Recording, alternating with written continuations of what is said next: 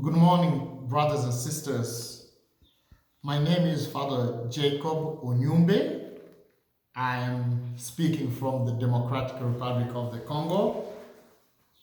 I am speaking from the University of Notre Dame in Chumbe.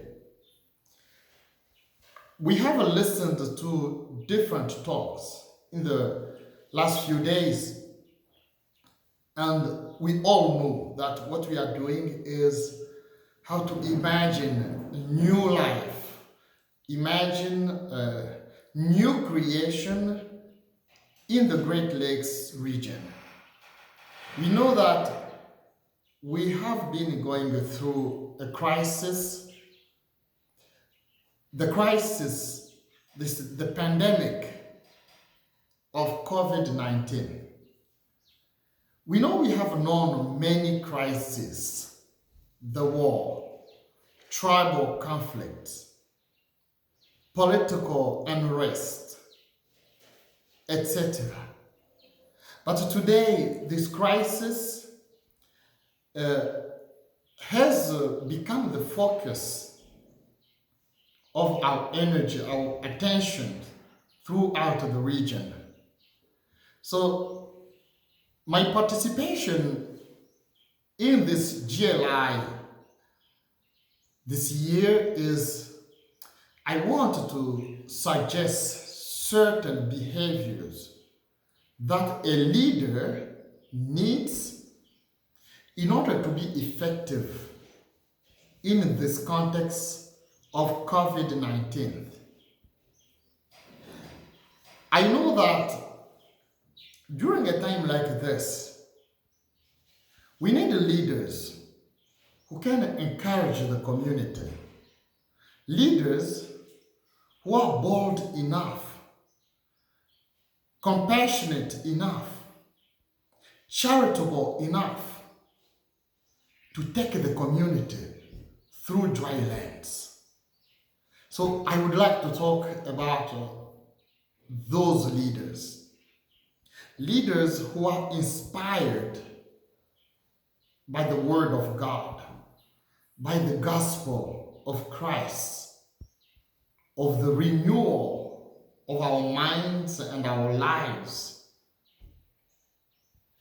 So people who are renewed by the message of the gospel, people who are transformed by the gospel, I believe will have these six behaviors. And I'm going to talk about those six behaviors. The first one is delegation and cooperation. All of us as leaders, we are threatened by the temptations of power. We love to be seen, to be noticed. We are afraid to be lost, to be forgotten in the group. We want to shine. So the result is we tend to do everything by ourselves. One individual does everything. He's the center of attention. And usually I use he because in Africa I usually say he. So in a community that is going through a crisis, if we let one individual focus on his own recognition, his own personality, then the community could be hurt. In every community, we need the knowledge, the talent, the gifts of each individual to build up the body of God. But especially during a crisis, we cannot let one individual do everything. And if you are a leader, you know you are hurting your community and yourself. If you are trying to do everything, your energy will be depleted and the community too will not be well led. We remember well the story of Moses, Aaron, and Miriam as the three of them were taking the people of Israel from Egypt, leading them through the desert to the Holy Land. We remember that God, before he took the people from Egypt, he chose certain leaders to work with them. God did not do everything by himself. So he chooses Moses, and Moses is acknowledging that he's not a good public speaker. So God says, don't worry, I'm going to get Aaron, your brother.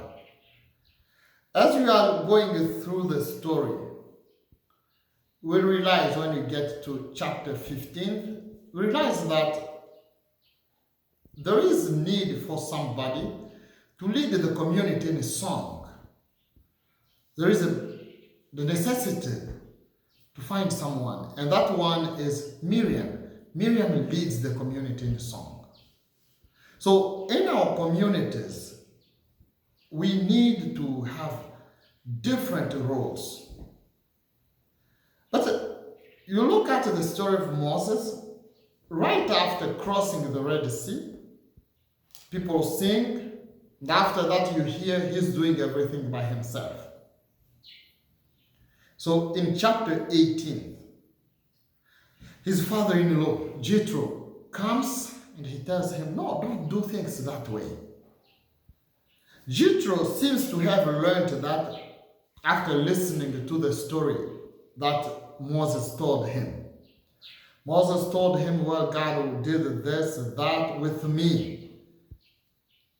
And then Jethro realizes that this God is powerful enough, but he doesn't work by himself.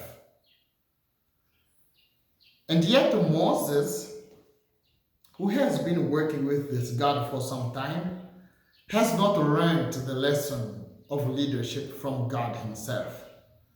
Moses is the judge, he is the leader of the community, he is the pastor, he's doing everything by himself.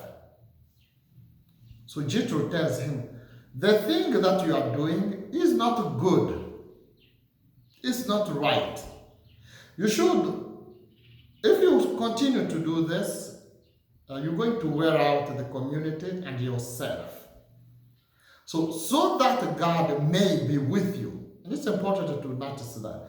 Jethro says it, so that God may be with you, you listen to my advice. And the advice is you need to share responsibility with other people. So in the Great Lakes region, we need that kind of leadership where we don't let one individual do everything. We need to share responsibility. And also, we need to call people with different talents to participate in leadership. We tend to focus on a top-down kind of leadership. But we need to make it collegial. We need to make it cooperative. In a community, we need some people to lead us in songs. They should be allowed to lead us.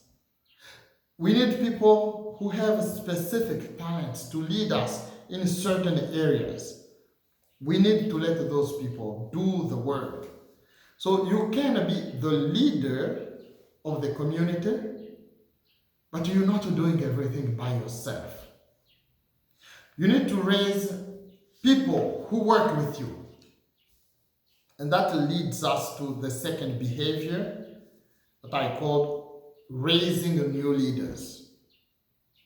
The ability to notice, to select people who can work with us in order to lead the community. In Africa, we have the virus of nepotism. In Africa, we tend to choose people who can work with us based on our ties. Well, this person is from my family, then he's going to do this work. That person is my friend, then he's going to do this work. This person is so and so. We need to have certain objective criteria to select the people who have leadership positions. If you need somebody to build a house, then find someone who knows how to build houses. You know, we don't have a lot of resources during a crisis, so we tend to concentrate everything within our families. So let's take the example. I am the pastor. So we have some resources to share with the community during a crisis. We need water, we need food. So I am the pastor. Who is going to be in charge of food distribution? My younger brother. He's the only qualified. Who is going to distribute clothing? My youngest sister. And then everything turns around the family. We don't care about the qualification of the people. That is not helping our communities. We need to be transformed in the way we lead our communities. To include people not because they are from our families, not because they are our friends, but because they know the job.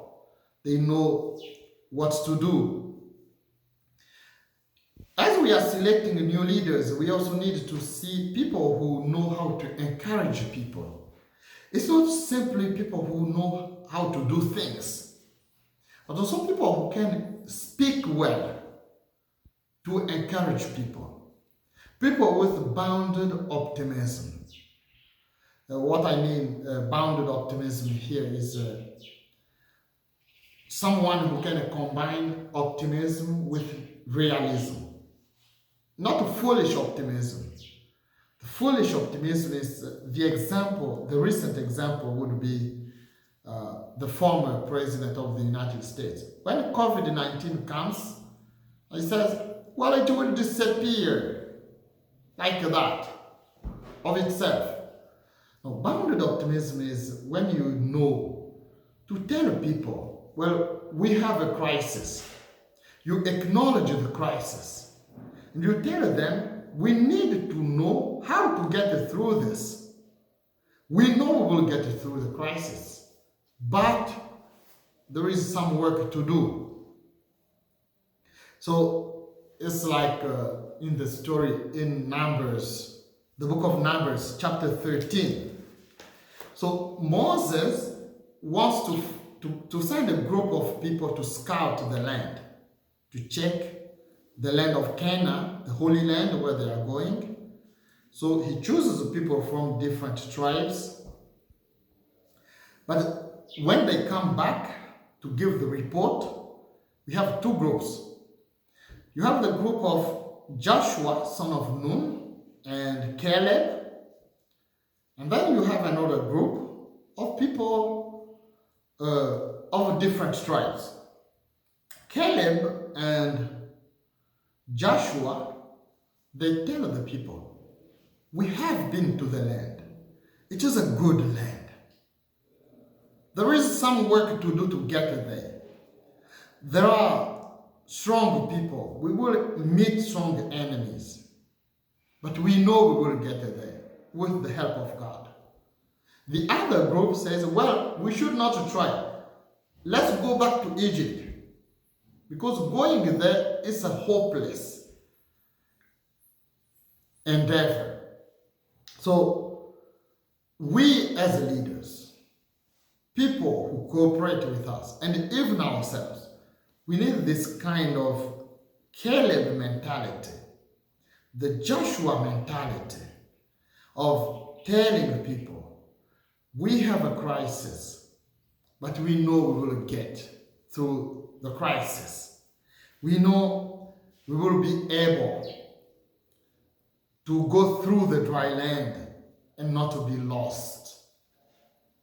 This leads me to the third behavior, which is the ability to analyze the situation, to take time to analyze the crisis, to acknowledge it, but then not to dwell on analysis, perpetual analysis. We need to take action. We need to have decisions. We cannot simply sit down and look at the facts and never be able to decide. We should not be afraid to make mistakes if we are leaders. We should be able to take action, to make decisions, and if we are proven wrong when the new information comes in, we should also be able to correct that. We cannot dwell on poorly formed decisions, but we also cannot wait until we are perfect. We should be able to be quick in action in order to lead the community, but we also, of course, we need to analyze the facts so that we don't always make poorly analyzed decisions, but we cannot simply sit down without making decisions. The fourth element, behavior, is empathy and being present to the community. Empathy means to be able to feel with people who are feeling, to be able to suffer with people who are suffering. You cannot lead the community from your office only. During a crisis, you need to go down to the place where people are hurting. You need to leave your office and go see the people. We cannot lead the community through phone calls or through memos. As leaders during a crisis, we need to learn how to be where the people are, where the community is. If the community is crying, we should see how they are crying, and sometimes we need to cry with them. The fifth behavior is communication and transparency. Communication and transparency. If we are living through a crisis, we cannot keep the people in the dark. They need to know what's going on. A leader should not be functioning like in a secret society. You share very little information with people. The community does not know what's going on. You are the only person with enough information. And then, if we lead the community that way, people will lose hope. If we have a crisis, if there are difficulties in the community, the people need to know. The community needs to know. If they don't know what's going on, then we are hurting them. Transparency means if I hold this paper, it should be seen through. So you cannot send people ambiguous information. People need to understand what's going on. The language we use, it should be clear and simple. You remember, maybe some don't, but remember the story in the second book of Kings, chapter 18. Jerusalem is under siege. It means people have circled the city to destroy it. The Assyrians, the superpower of that time, they came and they destroyed all the cities in Judah. Only Jerusalem was remaining. So Sennacherib, the king of Assyria, he sent his delegates to speak to King Hezekiah of Jerusalem, of Judah. So these delegates come and they start speaking Hebrew. And you would think, well, they are in Judah, they know they are speaking with the ordinary people of Judah, so they use Hebrew. But as they start speaking in Hebrew, the Judeans who were negotiating with them tell them, please don't speak Hebrew because ordinary people will hear, will understand. Speak to us in the Aramaic language. Aramaic was the language of the elite, of the people who went to school.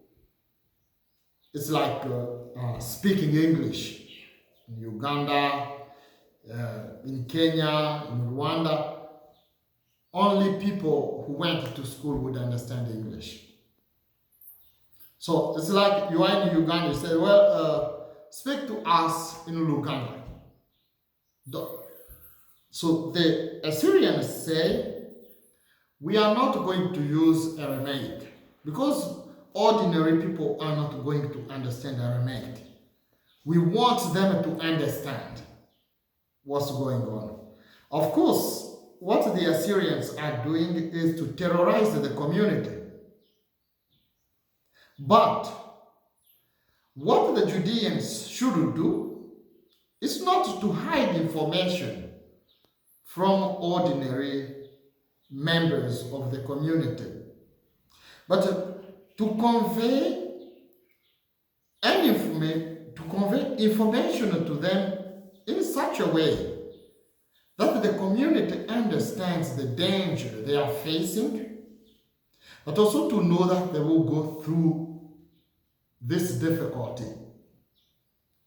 So during a crisis, we need to be transparent. We need to be communicating all the time. We should not be surprising people during a crisis.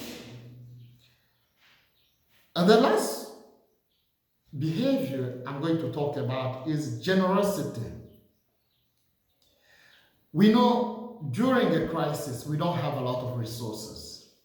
We don't have food. We don't have a lot of water. We don't have even sufficient clothing. But the problem is the few people who are in leadership position, they take everything. They don't share with the community. Often we receive donations from churches, other people, different communities. But what happens is leaders try to become rich during this period. Let's say you are a bishop in a diocese, or you are a pastor, and then they have money for the community. Well, you think this is the time for you to get rich, to build a new house, to get a new Jeep. And yet the community is suffering. I think Moses is a good example of leadership during a crisis situation. Moses cries out to God when the people are, of course, what the people do is they are sinning, they are protesting against God, but Moses cries out to God. And then there are resources. And the behavior of the people in the desert is what they get is shared by everybody. This is manna, the food of the desert. But in our communities, often one individual wants to take everything. And then he starts giving to the community. It's like coming from his own generosity. And yet, he's supposed to be using the resources of the community, but he uses that for himself. So, dear brothers and sisters, I think I have spoken a little bit too much. Through a video, it's difficult to say everything we need to say. But let me tell you one thing, or a few things, if you want. In our Great Lakes region, we as leaders, we need to stop being afraid of not being noticed as the person, the leader. We need to cooperate with people. We need to be compassionate. We need to participate in the suffering of our communities. We need to stop taking the resources of the community for ourselves. We are stealing. We need to stop focusing only on our families, our friends. We need to involve the entire community in leading the community through a crisis. Everyone can contribute. Everybody brings what they have to build up the body of Christ.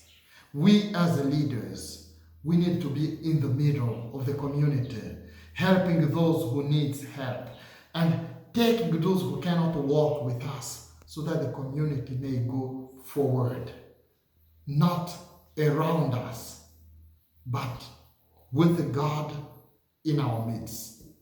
So thank you for listening, and you may send me questions. And I think, Marion, I thank you for everything you're doing for the GLI. We thank the leadership, our leaders at the GLI. I'm very thankful because you have been inviting me to deliver some talks for the community during the last few years. So I'm very happy to have been with you. So Marion has my email. Please send me questions, comments, and then I will certainly respond to you. One thing, my book has been published, and I think I'm going to send the link to Marion. Everybody who wants to see it, to know about it, will see that. Thank you. Bye.